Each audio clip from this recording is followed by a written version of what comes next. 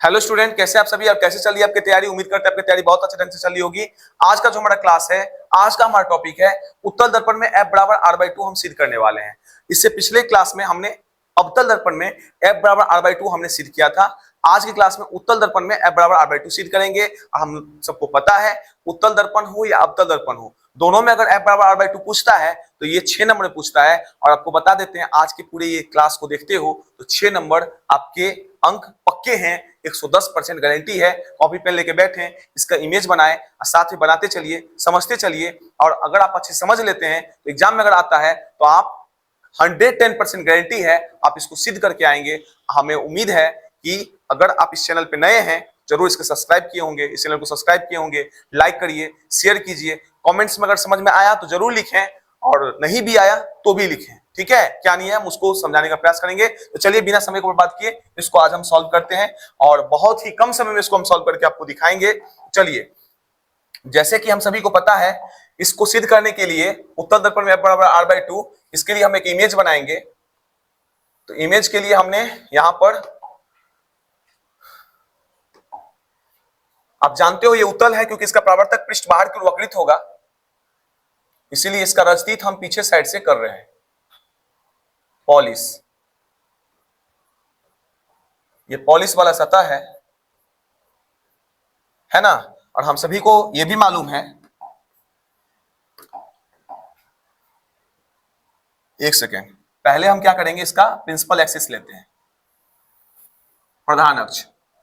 और प्रधान अक्ष के समांतर, ठीक है, एक प्रकाश की किरण जाती है, दर्पण के परावर्तक पृष्ठ से टकराती है और परावर्तित हो जाती है। ये आपका आपतित किरण हो गया, ये आपका परावर्तित किरण हो गया। आपतित किरण और परावर्तित किरण, ठीक है। अब एक बात समझिए, यहां पर ये जो किरण है ना परावर्तित, ये हमें F से गुजरती हुई क्या होती है, इसमें प्रतीत होती है। उत्तल अवतल दर्पण में गुजरता है और इसमें गुजरता हुआ प्रतीत होता है। अब यहां पर एक अभिलंब हम खींचेंगे, एक अभिलंब को लेंगे। ये अभिलंब जो है वक्रता केंद्र C से मिलती हुई प्रतीत होगी, मिलेगी, ठीक है, वक्रता केंद्र C से। अब यहां पर आपने इस इमेज का पूरा निर्माण किया तो इसके हर एक किरण का हम नाम रख देते हैं, जैसे कि A B एक आपतित किरण है, और यहां पर आप रख दो इसको D, ये D हो गया आपका, और ये हो गया आपका BE, ये परावर्तित किरण हो गया, BB अवलंब हो गया। इन सारे नामों को आपको रख देना है। ये दर्पण का आपका ध्रुव हो गया, और MN एक उत्तल दर्पण है, ठीक है। तो इन सारी बातें को, जितनी बातें हमने यहां लिखा है, अगर आप लिख देते हो तो एग्जाम में आपको प्रकार की सहायता से इसको ड्रॉ करना है, स्केल की सहायता से सीधी में करना है, सीध में करना है। हमारे पास टाइम बहुत कम है, इसलिए हम इसको हाथ से ही किए हैं, लेकिन आपको ऐसा गलती नहीं करना है। चलिए, ये जितनी बातें यहाँ लिखी गई है इसको हम यहाँ पर लिखते हैं, ठीक है। कैसे लिखते हैं, तो आइए लिखने का प्रयास करते हैं।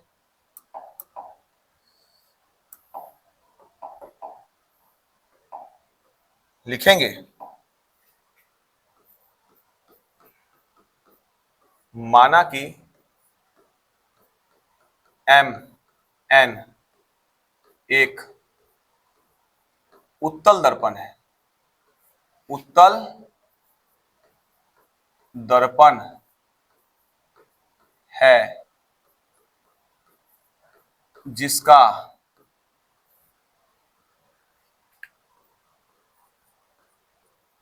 ध्रुव P और वक्रता केंद्र C है। AB एक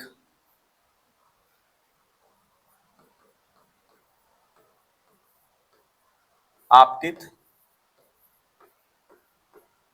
किरण है जो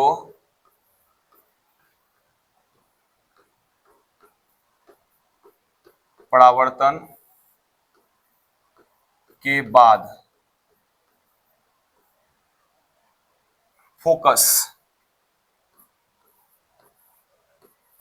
फोकस ऐप से गुजरती हुई प्रतीत होती है, गुजरती हुई प्रतीत होता है, प्रतीत होता है, ठीक है, गुजरती हुई प्रतीत होता है। और डीबी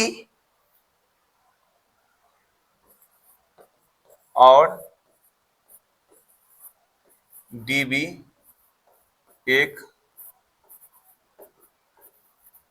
अभिलंब डाला गया है,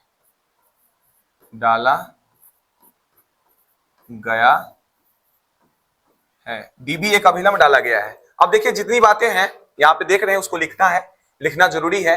माना कि एमएन एक उत्तल दर्पण है जिसका ध्रुव P है, वक्ता केंद्र C है, ठीक है, वक्ता केंद्र C है। AB एक आपतित किरण है जो दर्पण से मतलब जो परावर्तन के बाद फोकस ऐप से गुजरती हुई प्रतीत होती है, उत्तल में प्रतीत होती है, अवतल में गुजरती है, ठीक है। और डीबी एक अभिलंब डाला गया है, डीबी एक अभिलंब डाला गया है। अब देखिए इसको हम सॉल्व करें,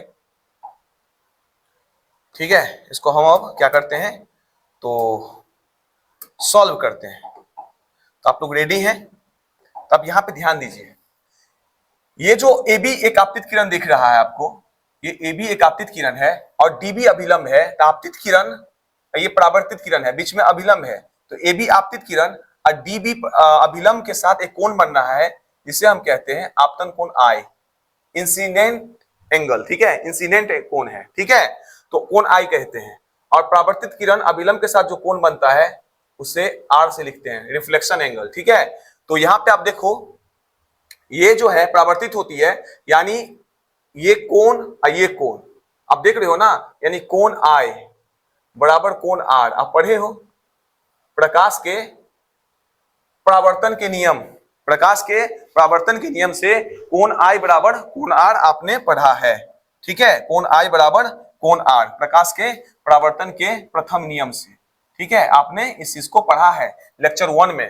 तो यहां पर आप देख रहे हो कोण ABD बराबर कोण DBE नहीं हो जाएगा प्रकाश के परावर्तन के नियम से, क्योंकि कोण I बराबर कोण R है।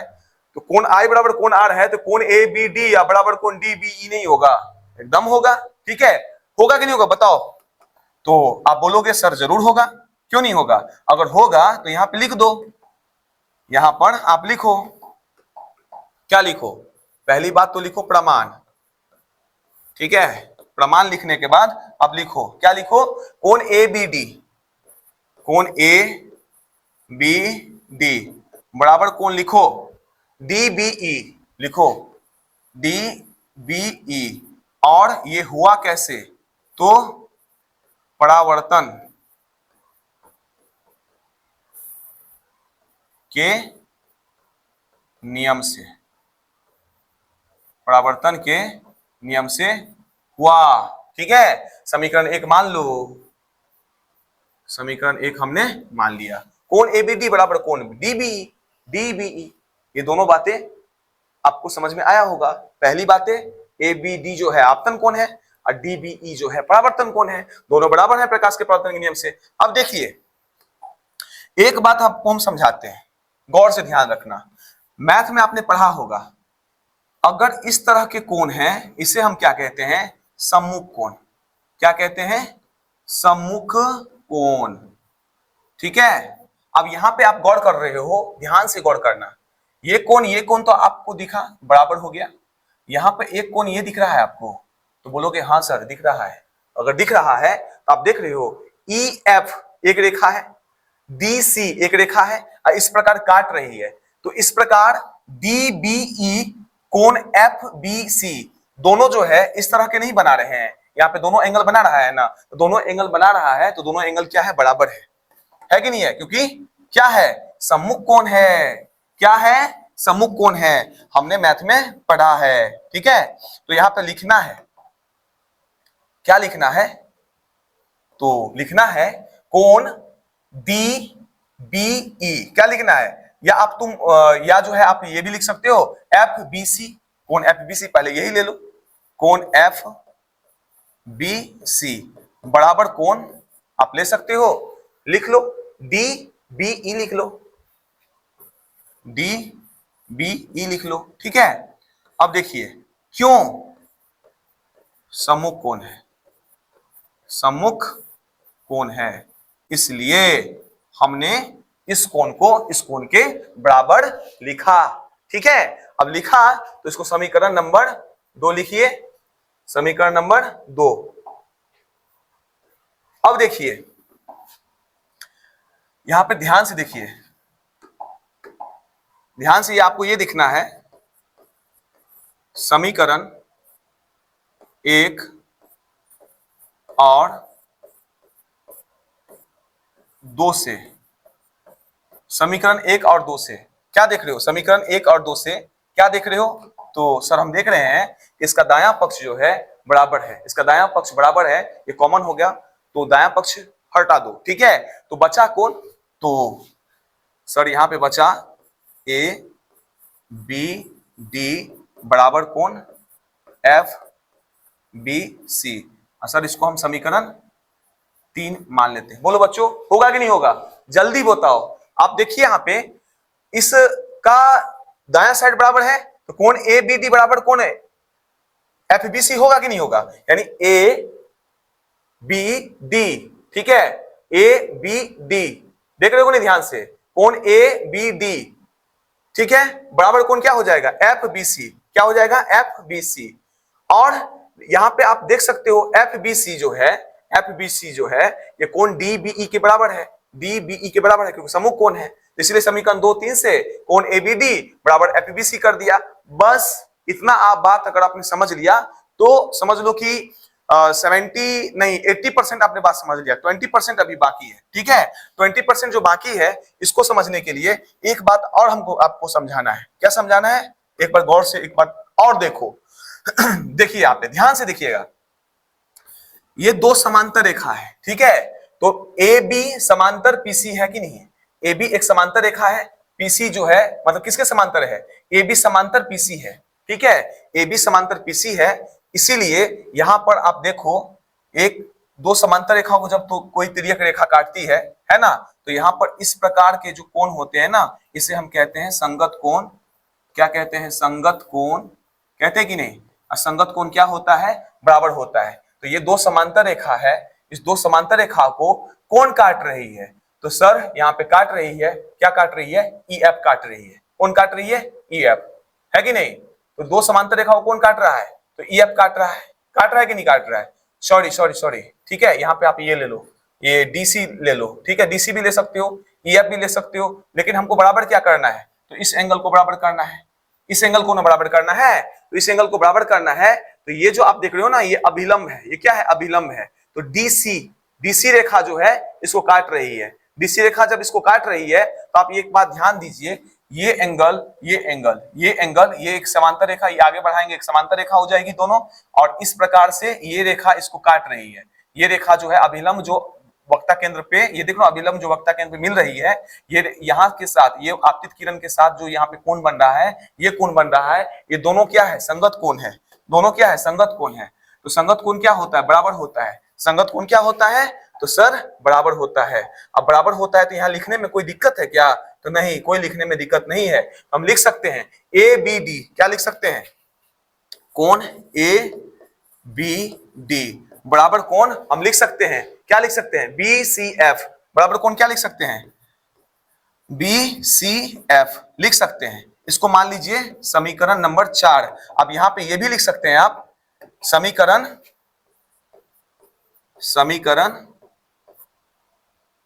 3 और 4 से, समीकरण 3 और 4 से आप लिख सकते हैं भैया जी। क्या लिख सकते हैं?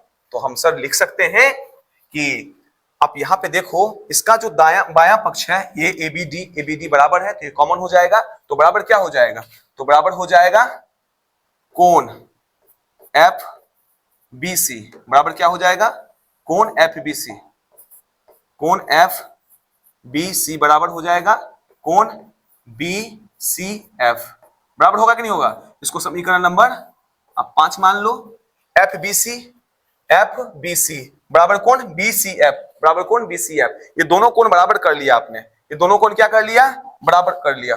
एक सेकंड सॉरी ठीक है, गायब हो गया था, कोई बात नहीं, कभी कभी हो जाता है। तो यहां पर एक बाउंड्री लाइन हम खींच देते हैं, एक बाउंड्री लाइन हम खींच देते हैं, ठीक है। अब खींच के हम समझाने का कोशिश करते हैं, हम आपको समझा देंगे, आपको घबराना नहीं है, ठीक है। यहाँ पे जगह कम है, तो थोड़ा सा हम अगर चाहें तो इधर भी हम खींच सकते हैं इसको, रुक जाइए, थोड़ा सा हम कोशिश करते हैं इसको इधर खींच देने का।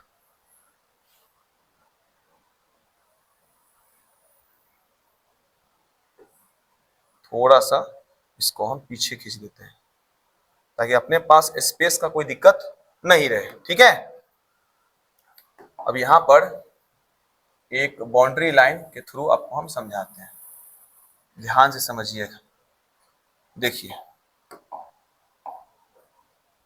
आपने क्या किया, कोण FBC बराबर कोण BCF, तो कोण FBC बराबर कोण BCF कर दिया, ये बातें आपने कर दिया, ठीक है। कैसे कर दिया, तो समीकरण 3 और 4 से इस बात को आपने साबित कर दिया। आप सभी जानते हो जब किसी त्रिभुज के दो कोण बराबर होते हैं तो समद्विबाहु त्रिभुज होते हैं, और अगर सिंपल सी बात है, इसको भी हटा दो, किसी त्रिभुज के दो कोण बराबर हैं तो उनके आमने सामने की भुजा भी बराबर है ना, किसी त्रिभुज के दो कोण बराबर हैं तो उनके आमने सामने की भुजा भी बराबर है, तो इसीलिए हम लिख सकते हैं, क्या लिख सकते हैं, यहां पर लिख सकते हैं ये जो कोण आप बी देख रहे हो ना, कोण बी जो देख रहे हो, तो कोण बी के सामने की भुजा क्या है, तो कोण बी के सामने की भुजा जो है, कोण बी के सामने की भुजा क्या है, तो हम सभी को मालूम है कोण बी के सामने की भुजा FC है, कोण बी के सामने की भुजा क्या है, तो FC है, तो FC बराबर क्या हो जाएगा, FC बराबर क्या हो जाएगा, कोण C के सामने क्या है, तो कोण C के सामने है BF, ठीक है। तो FC बराबर BF हो जाएगा, तो FC बराबर क्या हो जाएगा, BF हो जाएगा, ठीक है। FC बराबर BF हो जाएगा, इस कोण के सामने की भुजा ये, इस कोण के सामने की भुजा ये दोनों बराबर हो जाएगा। अब देखिए इसको समीकरण नंबर आप 6 लिख लीजिए, ठीक है। अब लिखिए, क्या लिखिए, अगर आपको एक बात हम समझाने का कोशिश करें तो आप समझ जाइएगा। मान लीजिए इस तरह का है, ठीक है, और ये पॉइंट को गौर करना, आप इस पॉइंट को गौर करना। अगर मैं इस तरह से रेखा खींचूं, अगर इस तरह से मैं रेखा खींचूं तो ये सारी रेखाएं जो है आपको समान लंबाई की नहीं दिख रही है, तो हाँ दिख रही है, ठीक है। तो यहाँ पे एक बात आप गौर करो, ये जो आप B और P बिंदु देख रहे हो, तो ये B बिंदु P बिंदु के पास अगर हम ले आए, ठीक है, अगर दर्पण का द्वारक छोटा है, तो दर्पण के द्वारक छोटा है तो बिंदु B P पे होता है, ठीक है, P के बहुत निकट होता है, लेकिन इसको एक्चुअली में ये होता यही है, लेकिन हमको समझना है, इसको अच्छे से दिखाना है, इसलिए हमने इसको जूम किया है, इसको उधर यहां से घिसका के यहां रखा है आपको समझाने के लिए, लेकिन एक्चुअली में B बिंदु P पे होता है। अगर दर्पण का द्वारक छोटा है, मान लीजिए अगर दर्पण का द्वारक छोटा है ना, दर्पण का द्वारक छोटा है, एक सेकेंड, यहां लिखना है कि दर्पण का द्वारक छोटा है तो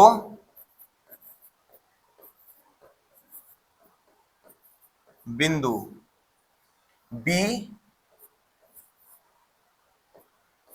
P के निकट होगा, P के निकट होगा, बिंदु P मतलब B P के निकट होगा, यानी B जो बिंदु है P पर स्थित होगा, ठीक है। अगर ये होगा तो हम सभी को मालूम है, अगर ये बिंदु यहां पे आ जाए, तो ये बिंदु अगर यहां पे आ जाता है तो हम नहीं लिख सकते हैं BF बराबर PF, तो हम लिख सकते हैं ना BF जो है बराबर हो जाएगा पी एफ के। बी एफ बराबर क्या हो जाएगा, पी एफ हो जाएगा।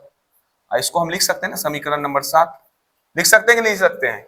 यानी बी एफ बराबर पी एफ, तो बी एफ और पी एफ ये दोनों रेखाएं जो है आपस में बराबर हो जाएगी। तो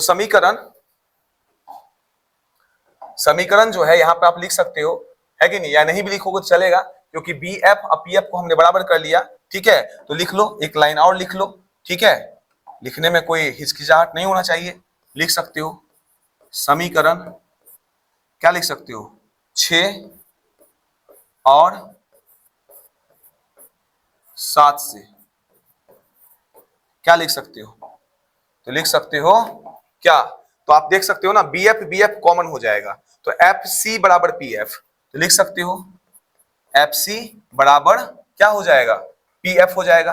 बी एफ कॉमन हो गया, एफ सी बराबर क्या हो जाएगा, पी एफ हो जाएगा। एफ सी बराबर क्या हो जाएगा, पी एफ हो जाएगा। तो एफ सी बराबर पी एफ हमने कर दिया ना, एफ सी बराबर पी एफ हमने साबित कर दिया कि नहीं कर दिया। तो अगर हमने कर दिया तो आप एक बात तो समझिए, अगर हमको सी से पी जाना है, मान लीजिए हमको सी से पी की दूरी को लेना है, सी से पी की दूरी को लेना है, तो यहां पर अगर हमको सी से पी की दूरी को लेना है, ध्यान दीजिएगा, अगर हमको सी से पी की दूरी को लेना है तो हम क्या करेंगे, सी से पी की दूरी को अगर हमको जाना है तो हम सी एफ जाएंगे, क्या जाएंगे, सी एफ जाएंगे, प्लस जोड़ना है हमको सी से पी की दूरी को, पी एफ नहीं जोड़ सकते हैं, C F plus P F, तो प्लस पी एफ। ठीक है, अब देखिए गौर कीजिए, C F plus P F, C F जो है, सी एफ, ठीक है, सी एफ, अब यहां पे गौर करो, इसको हम एफ सी भी लिख सकते हैं, इसको हम सी एफ भी लिख सकते हैं ना, नहीं लिख सकते हैं, तो हाँ लिख सकते हैं, बिल्कुल लिख सकते हैं। ये जो एफ सी है, ये जो एफ सी है, इसको सी एफ भी लिख सकते हैं ना, सी एफ बराबर पी एफ लिख सकते हैं, एकदम बिल्कुल लिख सकते हैं, 110% लिख सकते हैं। तो सी एफ बराबर पी एफ है कि नहीं, देखो तो सी एफ बराबर पी एफ है कि नहीं, तो सी एफ बराबर पी एफ, तो यहां पर आप देख रहे हो सी एफ बराबर पी एफ, तो यहां लिखेंगे, क्या लिखेंगे, पी सी बराबर, ठीक है, P F plus P F, ठीक है, चूंकि क्या है, सी एफ बराबर पी एफ, सी एफ बराबर पी एफ, इसीलिए सी एफ को हम पी एफ लिख सकते हैं। अब एक बात गौर करिए, यहां पर सी से पी की दूरी, तो सी से पी की दूरी क्या है, वक्रता त्रिज्या है, तो वक्रता त्रिज्या जो है इसको हम क्या लिखते हैं, तो आर लिखते हैं, लेकिन अभी हमको एक स्टेप और आगे बढ़ जाना है, एक स्टेप और लेते हैं हम, पीसी बराबर पी एफ क्या हो जाएगा, 2pf हो जाएगा। ठीक है, अब पीसी को हम वक्रता त्रिज्या आर लिख सकते हैं। अब पीएफ जो है, यहां आप ध्यान से देखो, तो पीएफ जो है, गौर से देखो, पीएफ क्या है, फोकस दूरी है, तो फोकस दूरी को फोकस दूरी या फोकसांतर को स्मॉल एफ से लिखते हैं। ठीक है, तो पीएफ को हम स्मॉल एफ नहीं लिख सकते हैं, लिख सकते हैं, इसीलिए एफ बराबर r/2 हम नहीं लिख सकते हैं, हमें तो यही प्रूव करना है ना, इसीलिए एफ बराबर r/2। तो समझ में आया कि नहीं आया, एक बार और हम समझा देते हैं आपको, ध्यान से देखिएगा, गौर कीजिएगा। ठीक है, देखिए एक उत्तल दर्पण का आपको इमेज बनाना है, और इस तरह से एक आपतित किरण आएगी और परावर्तन के बाद इस तरह से गुजर जाएगी, एक अभिलंब खींच लेना, इस तरह से इमेज आपको रेडी कर लेना है। रेडी करने के बाद आपको जो भी बातें यहाँ पे लिखा है, चित्र में आपने बताया है, उसको लिख लेना है। माना कि एमएन एक अवतल दर्पण है, जो कुछ भी आप लिख लेना है। अब देखो यहाँ पे प्रकाश के परावर्तन के नियम से कोण एबीडी बराबर कोण डीबीई हो गया, है ना, कोण एबीडी बराबर कोण डीबीई हो गया, इसको समीकरण 1 मान लिया। अब देखिए कोण एफबीसी, तो कोण जो आपका एफबीसी है और कोण जो है आपका डीबीई है, ये सम्मुख कोण है ना, ये कोण सम्मुख कोण है कि नहीं, सम्मुख कोण है तो बराबर है, तो समीकरण 1-2 से कोण एबीडी बराबर एफबीसी, तो कोण एबीडी बराबर कोण एफबीसी हो गया। अगर हो गया तो समीकरण 1 और 2 से एबीडी बराबर एफबीसी हो गया ना, अगर हो गया तो समीकरण 3 मान लिए। अब देखिए कोण एबीडी, तो कोण आप देखो एबीडी, ठीक है, तो कोण एबीडी है, तो यहां पे एक बात छूट गया है, क्या छूट गया है, तो गौर से आपको यहां पर लिखना था, लेकिन हमने नहीं ध्यान दिया, यहाँ पे आपको जो है हम एक चीज लिखना छोड़ दिए। ठीक है, यहां हम लिख देते हैं, तो यहाँ पे आप देखो कोण एबीडी जो है, कोण एबीडी देख रहे हो ना। अब कोण क्या है, एफ सी बी। तो कोण क्या है, एफ है ना, सी बी। ये दोनों कोण क्या है, तो ये दोनों कोण जो है प्रायः संगत कोण है। क्या है, तो संगत कोण। यहां लिखना है संगत, संगत, संगत कोण है, संगत कोण। ठीक है, ये लिखना हमने छोड़ दिया था। ये समीकरण 4, ये समीकरण क्या हो गया, 4। ठीक है, तो ये संगत कोण छूट गया था अपना। तो कोण ए बी डी बराबर कोण एफ सी, मतलब बी सी एफ, तो संगत कोण हो गया। तो जब संगत कोण हो गया तो यहाँ पे 4 और 5 मतलब 3 और 4 से कोण एफ बी सी, कोण एफ बी सी। तो यहाँ पे देखो एफ बी सी बराबर कोण क्या हो जाएगा, बी सी एफ। तो बराबर कोण क्या हो जाएगा, B C F. F B C बराबर कोण बी सी एफ, ये दोनों बराबर हो गया। और ये दो कोण बराबर हैं तो आमने सामने की भुजा भी बराबर होगी, इसीलिए एफ सी बराबर बी एफ। तो एफ सी बराबर बी एफ। कोण सी के सामने की भुजा क्या है, बी एफ है। अब बी के सामने की भुजा क्या है, एफ सी है। ये दोनों बराबर हो गया, समीकरण 6 मान लिए। अगर दर्पण का द्वारक छोटा है तो बिंदु पी बी पी के निकट होगा, है ना। तो बी एफ बराबर पी एफ होगा, तो बी एफ बराबर पी एफ होगा। समीकरण 7 मान लिए। समीकरण 6 और 7 से सी एफ बराबर पी एफ, तो सी एफ बराबर क्या हो गया, पी एफ हो गया। क्यों हो गया, क्योंकि आप देख रहे हो यहां पर बी एफ कॉमन हो गया। तो सी एफ देख रहे हो ना, यहाँ पे क्या देख रहे हो, सी एफ। क्यों सी एफ, एफ सी को मैंने उल्टा करके लिखा है, लिख सकते हैं सी एफ, एफ सी को सी एफ लिख सकते हैं, सी एफ को एफ सी लिख सकते हैं, बराबर पी एफ हो गया। हो गया, इतना बातें अगर आपने समझ लिया, यानी सी एफ बराबर पी एफ कर दिया तो बात यहीं पे खत्म हो जाती है। और अगर आपको बिंदु सी से पी जाना है ना, तो सी पी जाना है आपको। तो सी पी बराबर क्या जाओगे पहले, तो पहले आप जाओगे सी एफ सी जाओगे। तो मतलब जोड़ना है, सी से पी की दूरी को अगर जोड़ना है तो पहले सी एफ को जोड़ोगे फिर पी एफ को जोड़ोगे। तो यहाँ पे हमने वही किया, सी एफ और पी एफ जोड़ दिया। अब यहाँ पे देखो पीसी बराबर, अब यहाँ पर हमने क्या लिया है, तो यहाँ पर हमने लिया है सी एफ बराबर पी एफ।